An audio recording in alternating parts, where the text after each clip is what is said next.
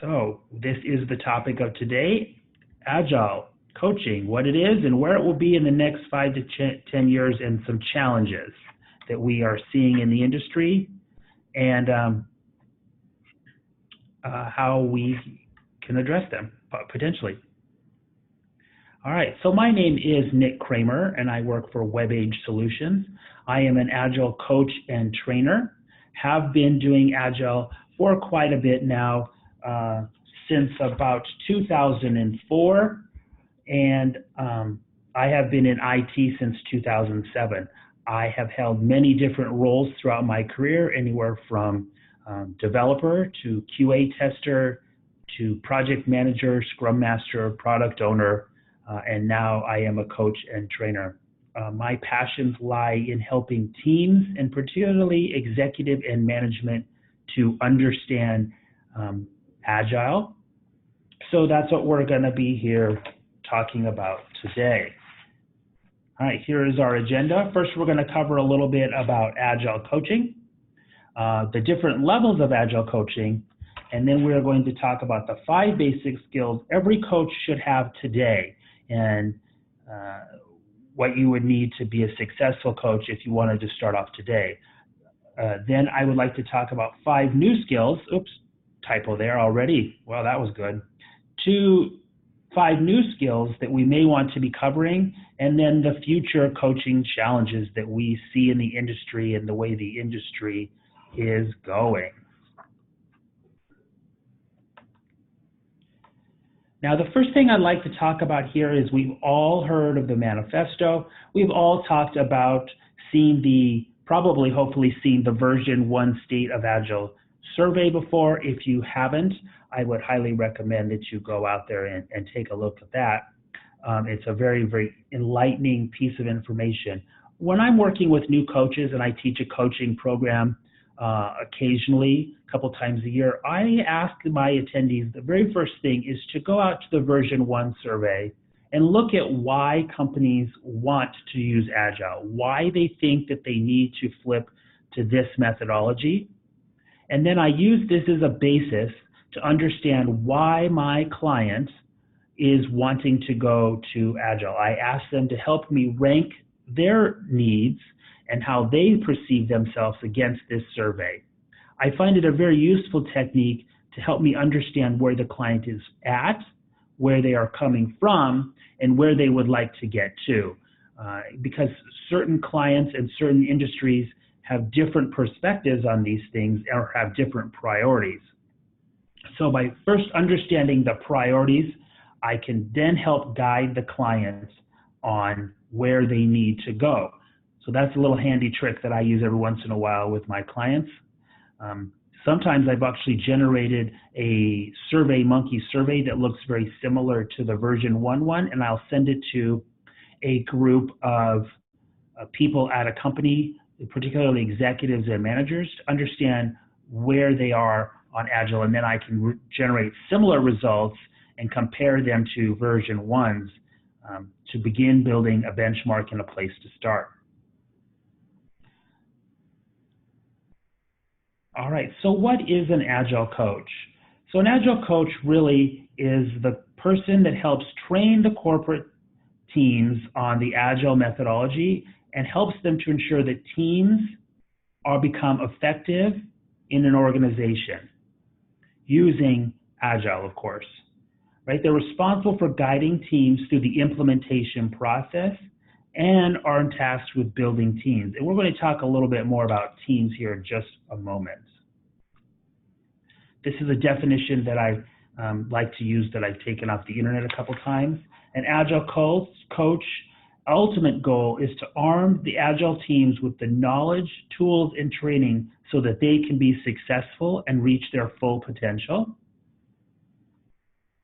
And Agile coaches aren't just responsible for organizing an Agile team, they're also really responsible for cultural shifts and helping the organization change as a whole where necessary in order to make Agile successful. Now, those of you on this webinar that have been Agilists and coaches and Scrum Masters before know that a team can only do so much. on their own without a shift in an organizational change.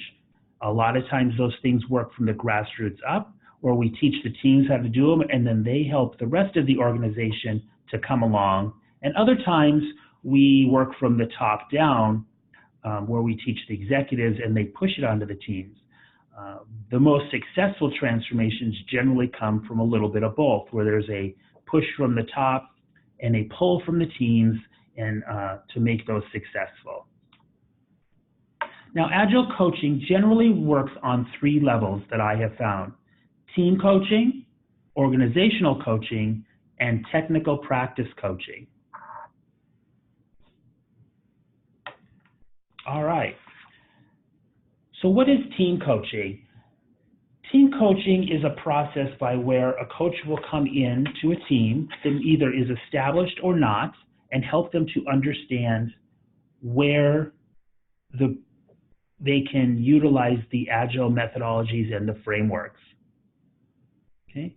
They are responsible for making sure that teams become self-managing and self-organized where necessary. It is a process by which they help the teams learn how to facilitate their own sessions, their own meetings, the planning sessions, the grooming sessions, those kinds of things. They're supposed to help the team. They should help the team make proper decision-making and conflict resolution skills. So they help the team to understand how those things work. And of course, they are there to help improve the relationship between the team and the product owner. They are there also then to make sure that the team understands that they are able to improve the process as necessary.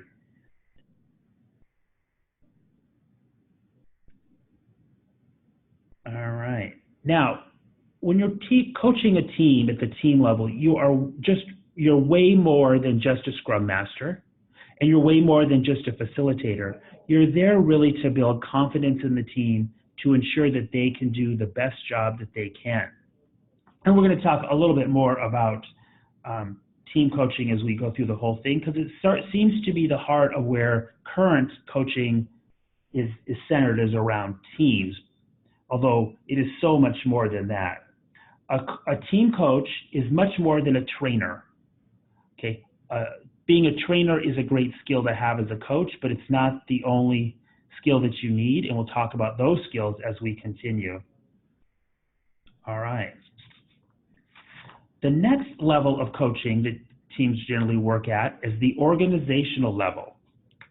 And this is where we help outside of the teams, and we help the people, the teams working around an individual team. We work with executives, and more importantly, we work with managers in order to implement the change.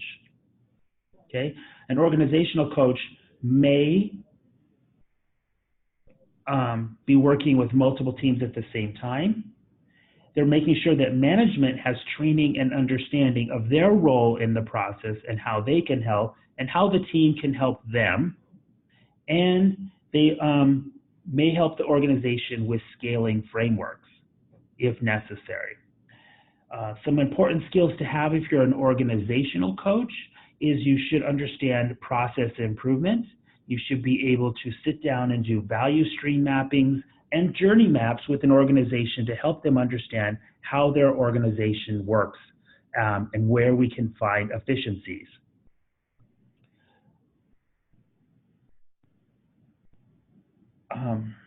One thing to consider when doing organizational coaching is to understand that business and IT are generally not 2 separate entities. Now, in most organizations, they divide those things up into 2 groups, 2 separate organizations. However, those organizations have one goal, and that is to satisfy the customer. So one of the key components of being an organizational coach is to help both the business and the IT to understand that they're really servicing the same goal and that they're really on the same team, and they need to work together to solve the problems of the organization and to build better efficiencies. The final Right. Oh, then remember that I just put this slide in here. A lot of you have seen it. We've talked about this. There are different ways of organizing Agile, right? Or how we would adopt the patterns from the enterprise level, from a grassroots level, from a piloting program level, or from a rescuing level, which a rescuing level would be you'd have a project that's in trouble and you're trying to use Agile to get that project back on track and back on schedule.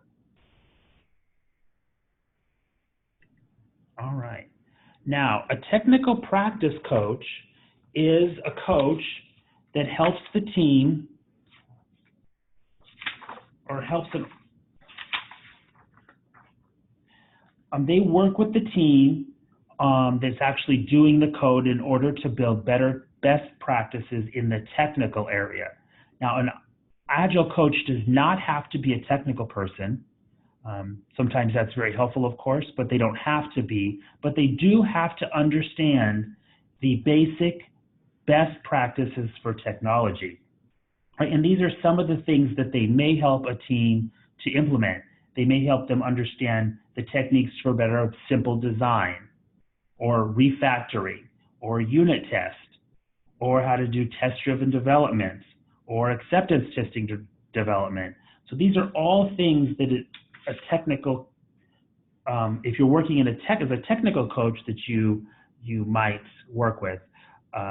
One of the areas that you would also work with is to helping the team understand how the team works together throughout the different technical roles between the developer, the analyst, the QA analyst, the testers, all of those different roles, and how we can integrate them all into the process and build efficiencies as we go. So in some ways we would do that is to write better user stories, writing better unit test cases, behavior-driven development, automating tests, acceptance test-driven development, all of these things are best practices for technical coaches. An Agile coach should be well-rounded in all three of these different fields, the team coach, the enterprise coach or organizational coach, and the technical best practices coach. Now, they may not have expertise in all of them, but they should be well-rounded, and they should definitely know when to reach out to people that have specific skill sets to help them out.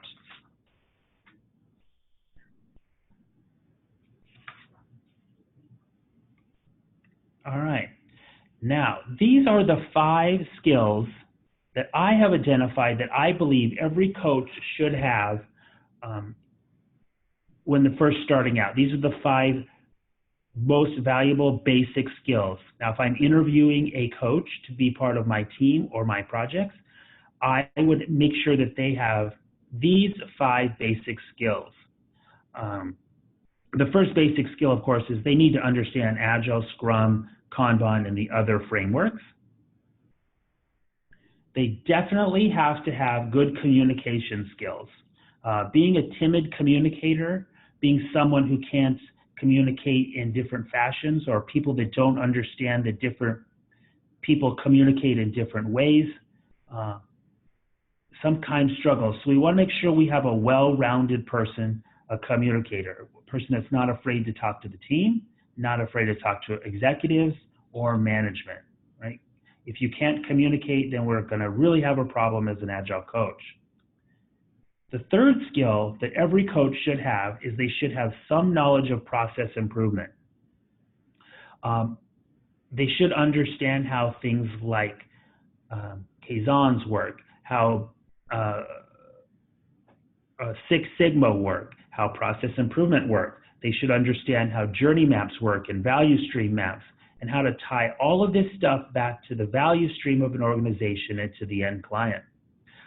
So much of Agile is about building a cultural change and building ways of building efficiency. And in order to do that, you have to be able to look at an organization in a unbiased way and find the areas of waste and be able to suggest ways to improve that the process. Now, a lot of coaches believe that it is not their job to identify these process improvements, but I would argue that that is the job of an Agile coach, is to help the organization to see where culturally they are creating waste and creating inefficiencies and to help them to overcome those. The fourth skill that every coach should have is they should be able to do some training. This should be either one-on-one training, group training, or remote training, however you want to do training. Now, just because you're a good trainer does not make you a good Agile coach, and vice versa. So again, you might want to know where your limitations are, and if you need to hire trainers, that is someplace you would need to go. But you should be able to do, at some level, some training on a daily basis. So training is key to an Agile coach's skill set. And then, of course, lastly is change management. As we know, change is hard. People resist change awfully easy, and we want to be able to have some skills and some techniques in order to push forward change management throughout the organization, whether it be through the team, through the organization, or even through the executives. Now, I'm curious, there's an open question column here. If anybody has any ideas of other skills that an Agile coach should have in order to be considered for that position. If you have any thoughts, drop them in the open questions. I'd love to hear what you think the skill sets are. I'll give you just a second here to drop some in if you get a chance.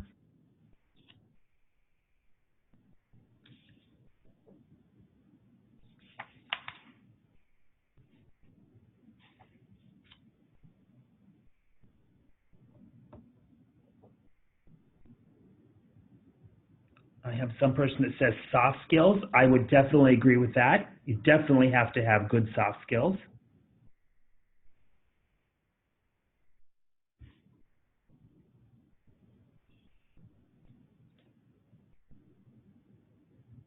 All right.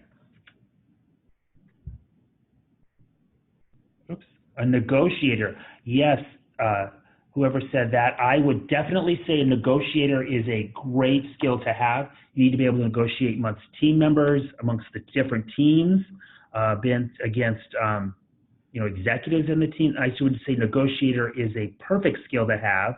You definitely have to be an influencer. Perfect. Excellent. You definitely have to have leadership skills, facilitation skills for sure, yes. Problem-solving skills. Now that is key, John. Great. Problem-solving skills. If you can't look at a problem and find different ways to solve it, you're using all the things that are in your toolbox, then you're really going to struggle as a coach.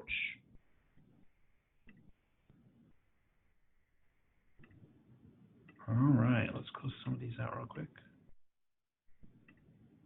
Self-awareness as to what your strengths are and what type of skills you need to use with the team. Of course, yes. Understanding your own strengths and your own weaknesses as a coach are huge, right? Emotional intelligence is huge.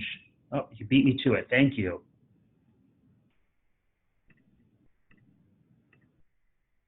All right. Good. All right, so let's move on.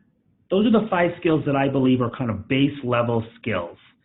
Now let's move on to some new skills that I think are things that are coming to light in the next 5 years or so that we should all focus on. Now I'm going to admit that I'm not good at all of these up front, and I'm working on them, but they are definitely things that are on my radar and my clients are asking more and more for, and the industry is pushing towards. And those 5 things are modern engineering practices, DevOps, which you could argue is a modern engineering practice, executive coaching, coaching millennial team members and leaders, and lastly, big data. So let's go through each of these a little bit and talk about them. The first one I want to talk about is modern engineering practices. And there, I list here a few of the modern engineering practices that we have here: behavior-driven development, test-driven development, automated testing, continuous integration, design thinking, and paired programming. Now, for those of us that have been in the industry a long time, I have started to teach a lot of modern engineering practice classes, and I've been working heavily with organizations to implement these kinds of things. And what I've really noticed is that the industry seems to be shifting back a little bit towards XP. That's why I say here, everything old is new again. So I have actually spent a lot of time re-researching XP and learning how it was originally developed. Remember, it was kind of the precursor to Agile and Scrum, kind of one of the first ones. And so if you pick up some information on XP, it's great. Now, one of the things that you're going to want to do a little research on in order to modernize XP a little bit is to find out how these things fit in technologically or skill set wise into the modern Agile team. For example, test-driven development and automated testing, you might have some knowledge of the different ways in which you could do this. Like automated testing, you could use tools such as Cucumber or SpecFlow or Selenium, right? And test-driven development, you can use all kinds of different tools to do that. And then you should maybe understand a little bit about how you integrate all of that together, right, in the various different tech stacks that each organization will use. Now, of course, we're supposed to be tool agnostic, but no organization is exactly tool agnostic. So if you're using .NET, say, you may want to understand as a coach that what Azure DevOps tool, formerly known as TFS, what it can do for you and how it can help organize things and make things better. If you're using Java or an open source platform, you might need to know what some of the tools are that are available there. These tools generally have been written around best practices, so you may not need to understand the tool exactly, but you would need to understand the best practice that underlines it.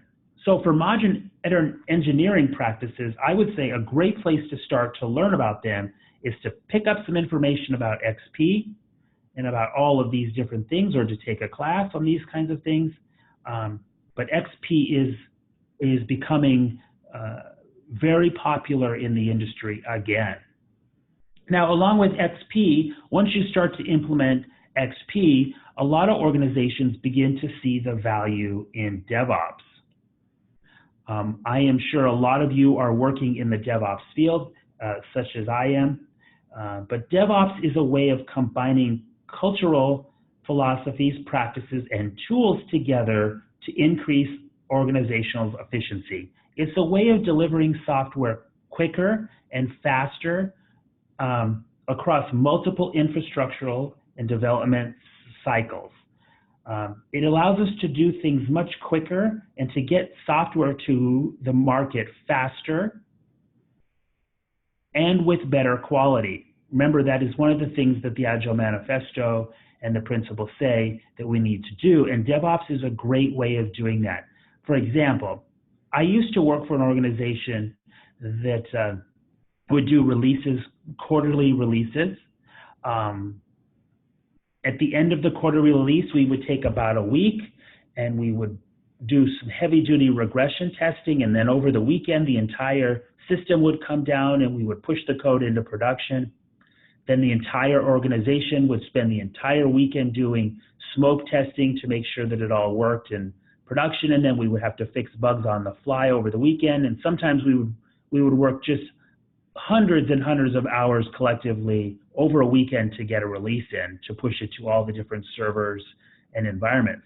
Where if DevOps was to be used today, in which that organization is doing now, they can literally push to all of their servers and their clients with just a few keystrokes in just a few moments or even a few hours, with higher quality, because they implemented things like automated testing and that kind of thing into their DevOps practices. So most organizations start with a modern engineering practice such as XP and those things we discussed there. Then they begin to use platforms like DevOps to push those things to the different environments and to help organizations to work better together. Now, I'm not going to spend a lot of time going on DevOps because that's not what this webinar is about. But if you like some more information about DevOps, I provided a link here that I think is a great resource on what DevOps is and how it can be used that Amazon has put out. So if you're interested in more information, grab the slide deck and go out there and definitely take a look.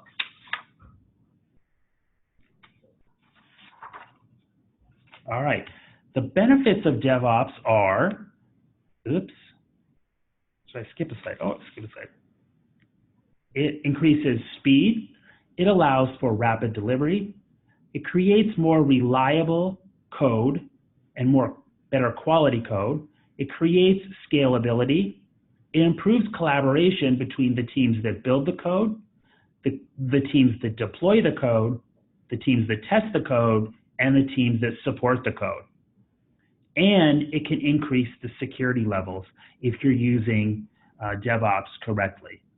Again, I highly encourage everybody on this call to do a little research on DevOps if you have never worked with it before.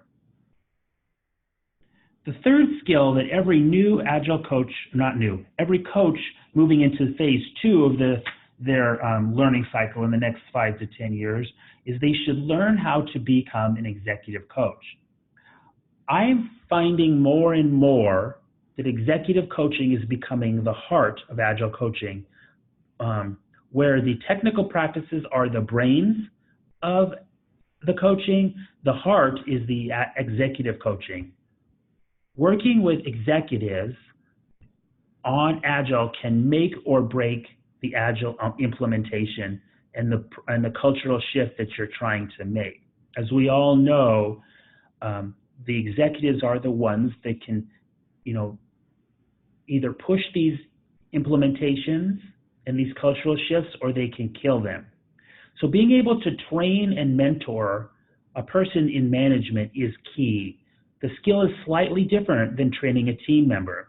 Generally, team members kind of do what a coach says, and they're a little more eager to follow along. We've all worked with those people that aren't, but generally teams, have been directed to follow the Agile process, so they follow along pretty good. Whereas executives and managers ask different questions. They have different end results they're trying to meet.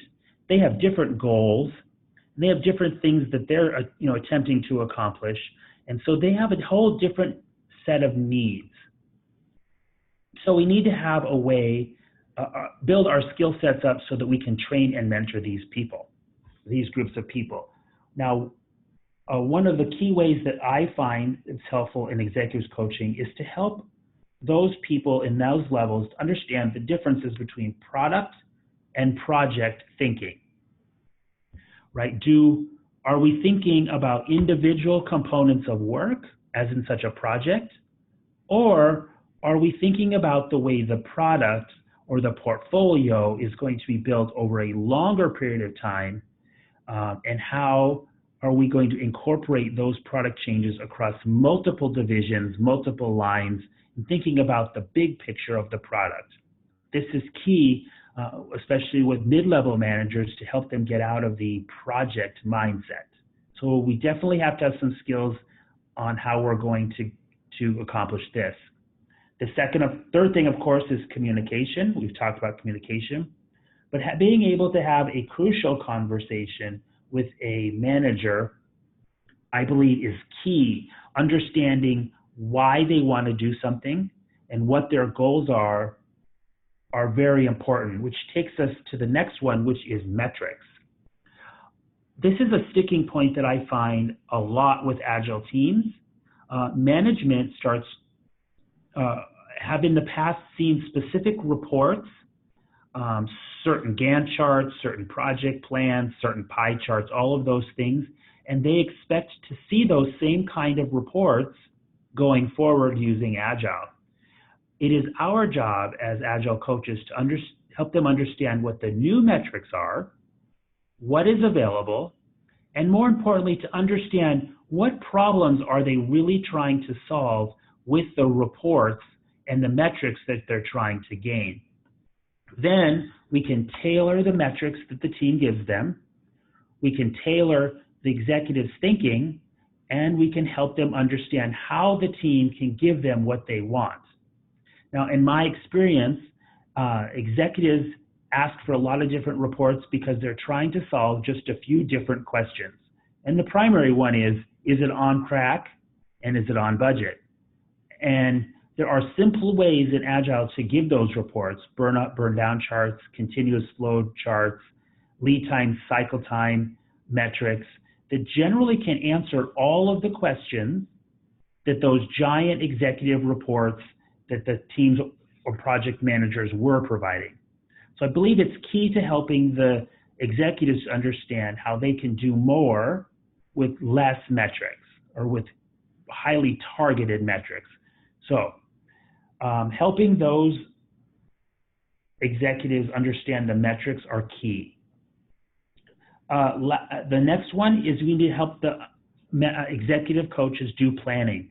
So we need to help them do strategic planning and technical planning, and then we need to help them understand what metrics are available across all of those. As you can see, these start to compound each other, right? Strategic planning and tactical planning impact the metrics that you get.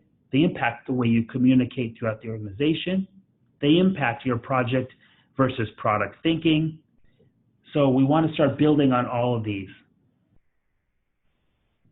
And then the last section here under executive coaching is the scaling option. A lot of executives instantly go to, we need a scaling platform. And we all have heard of the most popular ones, right? Less, Safe, DAD, all of those. But again, understanding the project planning, the strategic plan, the tactical plan, what the organization's goal are, can help us to build a scaling framework that works for the organization. Now remember, we want the one that works for the organization. We don't want an organization to work for the scaling framework. We see in the industry right now a big push to implement scaling frameworks, which I am totally towards, but organizations then tend to mold their process to the scaling framework, and they start to build processes to fit the framework. This kind of breaks the people and individuals over processes and tools rules. So we need to understand what the goals are and help build a scaling framework that makes sense to the organization. And a lot of times that means you have to have enough knowledge of the different frameworks to kind of create a custom one. I have found that the best scaling frameworks are ones that incorporate the best ideas that work for an organization across all of the individual scales.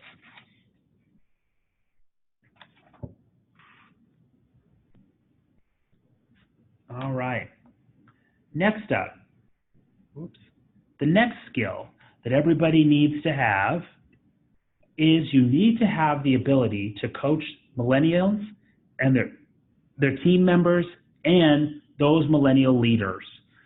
I am finding this to be one of the most interesting challenges in the industry right now, because we have a mixture across organizations and teams of millennials, Generation X, and baby boomers. And Generation X and baby boomers have a tendency to think similarly.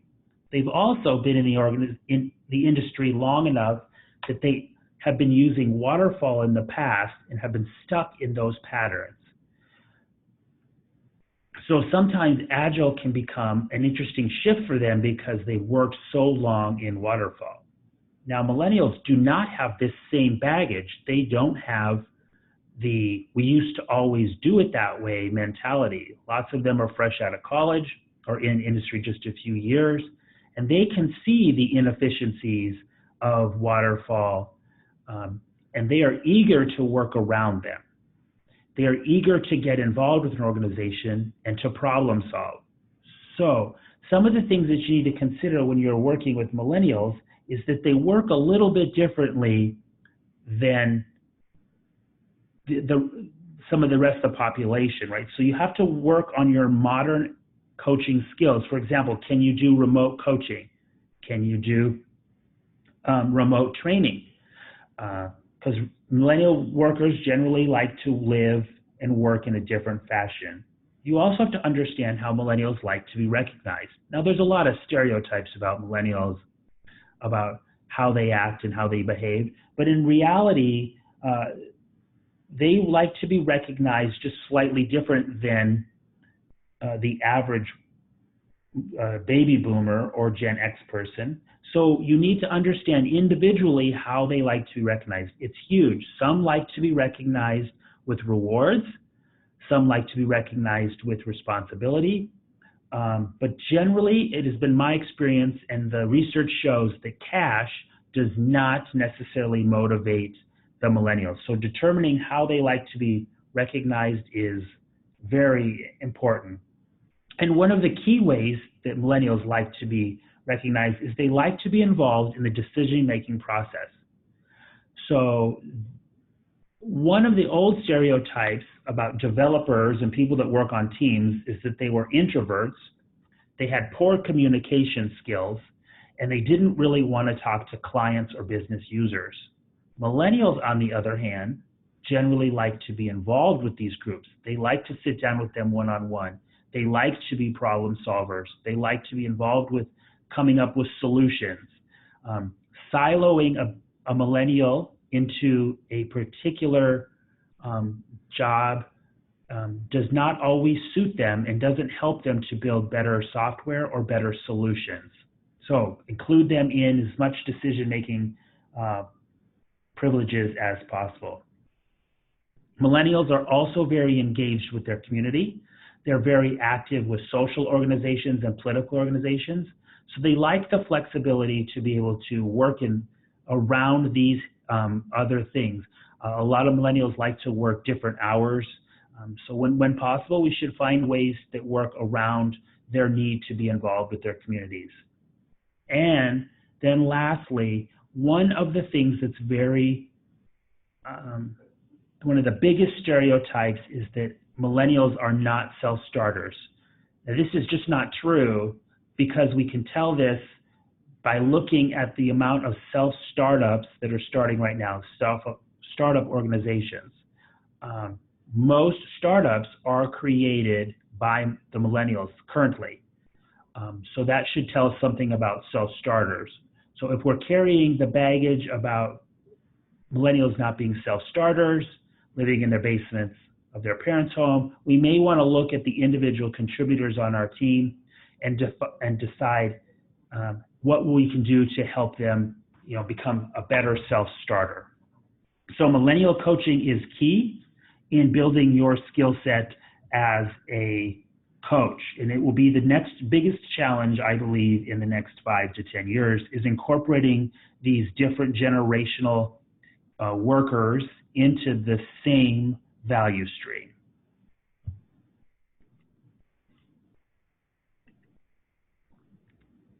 All right. Now, the very last challenge that I would like to talk about that every coach should understand, very similar to DevOps, is they should definitely understand the concept of big data. Big data is driving all technological platforms moving forward. It drives all decision-making by executives. It drives all decision-making by middle management. And it drives all marketing decisions. I mean, we could go on and on about what big data drives. So understanding how big data works and understanding how organizations use big data is key. Now, big data is a term that is constantly evolving, but it generally describes all the data that organizations use and the different locations that it comes from. Sometimes big data can come from structured areas, semi-structured areas, completely unstructured areas, right? It could come from databases. It could come from NoSQL databases. It could come from Excel spreadsheets. It could be coming from AI. It could be coming from blockchain, right? It can come from many, many different sources. Organizations can generate their own data. They can purchase data. You can download data from the internet. There's thousands of APIs that organizations can tap into in order to merge that data into their own to build data sets that help them to make decisions. So understanding how big data works can be key to being a coach because it helps you to give an organization ways to plan and to build metrics and all of the things that we've talked about before. Now, when we talk about big data, there are generally 6 V's, they call them, that you might want to be looking out for. And the first one is volume, right? And this is where is all the data come from and how much data is there available to us. The next one is variety, like where does all that data come from? What are the different sources? Velocity, which is the speed at which we import data, the speed at which we analyze the data, and the speed at which we make decisions using that data. Veracity is the degree at which big data can be trusted. So what is the trust level of the data? Some data is more trustworthy than others. And then on top of that, then what is the value of the data based on the veracity? And then lastly, what is the variability of the data? Now, of course, this is not a big data class. If you're interested in one of those, there are plenty of webinars available that you can read, but I think it is key to the future of the organization. Now, I've given you 5 topics that I believe are the next 5 or so years of Agile coaching. Let's review those one more time. The first one is modern engineering practices, helping your teams to build a better brain. Then it was about executive coaching, or DevOps, which is a form of modern technical engineering. The next was executive coaching, which becomes the heart of the plan, helping the heart to do better. The third one then was coaching millennials and intergenerationals. And then the last one, of course, is big data. Now, these are all ones that I would say are becoming more and more popular in the next 5 years. All right. Now, beyond that, there are some other things that are popping up that are also becoming increasingly more important that a good Agile coach should understand. Now, I'm going to admit right up front that these are things that I am working on personally, so I don't know a whole lot about some of them, but there are definitely holes in my skill set as a coach. One of them is blockchain.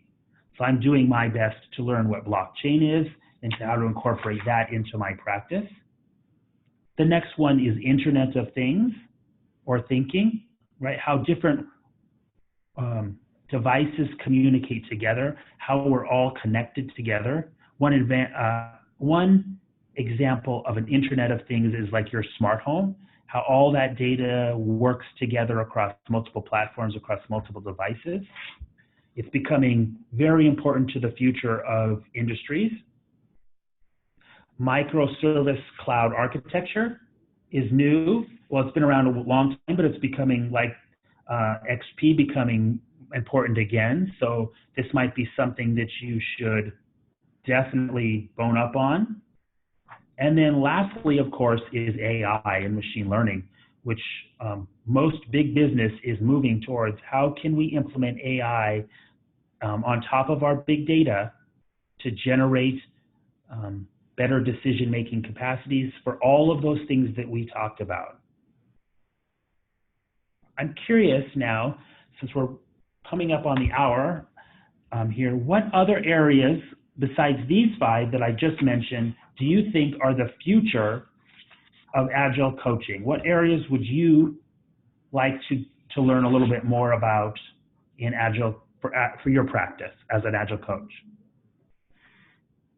Anybody have any thoughts? Go ahead and drop them in the open questions.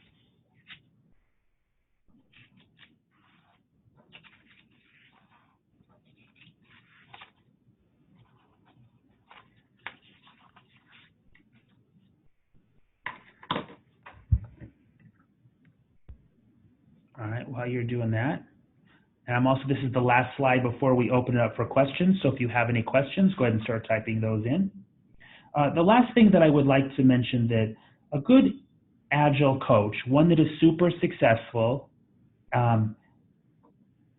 generally focuses on personal knowledge. They're not just sitting on their laurels and relying on old skill set. They focus on things like personal training and growth.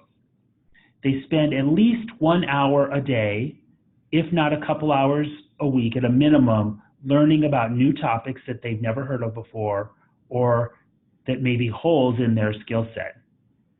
A good Agile coach is always learning about different things. They might be learning about how to better coach executives. They might be better coaching on how to be a better trainer. They might be learning about DevOps and these kinds of things. For example, one of the things that I'm learning to work on right now that I'm finding super fascinating and interesting in my own coaching practice is learning how to be kind of a personal coach. All the different interpersonal skills and soft skills that go learn about coaching individual people on a daily basis through all kinds of issues that they may have that can trickle into their work. So I spend a lot of time reading about communication and how to be a personal coach or a life coach kind of thing, because I find that it helps me in all of my communication. And then on the technical side, I spend a lot of time working through learning how to be a better automated tester and deploying those tests automatically through DevOps. Those are the two areas that I am personally currently focused on. I would encourage you all to have a couple different things that you're interested in learning. Maybe they're blockchain or AI, and to pursue those on at least spend 1 hour a day watching webinars, videos, reading documents.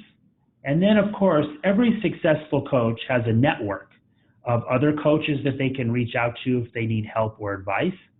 They understand and have enough emotional intelligence to know where their skills are strong or weak, and they can reach out for help. They have technical experts that they can reach out to, such as architects and SOA experts and those kinds of things, or modern engineering practice experts that they can reach out to and to assist them and their teams when necessary. And then, of course, they have a network of different executive coaches and life coaches that they can also reach out to help them solve interpersonal or communication issues between their teams and executives. So there you go. I've given you what I believe are the top 5 things that every coach should have today in order to get a job as a coach. I've given you the next 5 things that I think are the next important 5 or 10-year skills that every coach should have. And then I've given you another 3 or 4 things that I believe are really close, if not already on the horizon, of things that Agile coaches should be focused on. So I'm curious, in the remaining time, does anybody have any questions, or did I miss anything? Do you think that there are other things that coaches should be focused on? Go ahead and drop them in the open questions area.